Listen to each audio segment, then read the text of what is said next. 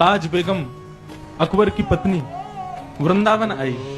जैसे ही गोवर्धन गई तो दर्शन की अनुमति नहीं थी विजातीय की वजह से, लेकिन गुसाई जी से प्रार्थना की तो मुख्य द्वार में एक खिड़की थी, अनुमति ऐसी मिली कि इस खिड़की से ठाकुर जी को देख लो।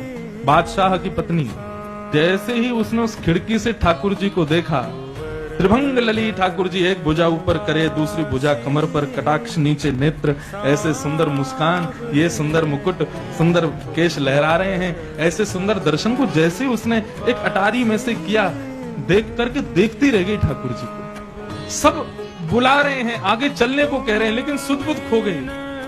चली गई बादशाह के साथ, लेकिन रात भर ज्वर में रहती है, रात भर बुखार रहता है। वैद्यों ने आकर के देखा, दुनिया भर के रसायन पिलाए, लेकिन स्वस्थ नहीं हुई।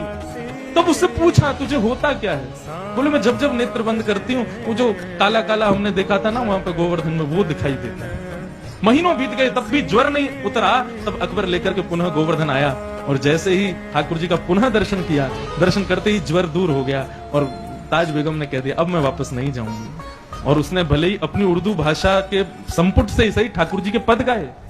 एक उनका पद है, सुनो दिल जानी मेरे दिल की कहानी, तेरे हाथों बिकानी बदनाम भी सहूंगी, नंद के कुमार कुर्बान तेरी सूरत पर, मुझ तो मुसलमानी पर बेगानी हूं रहूंगी।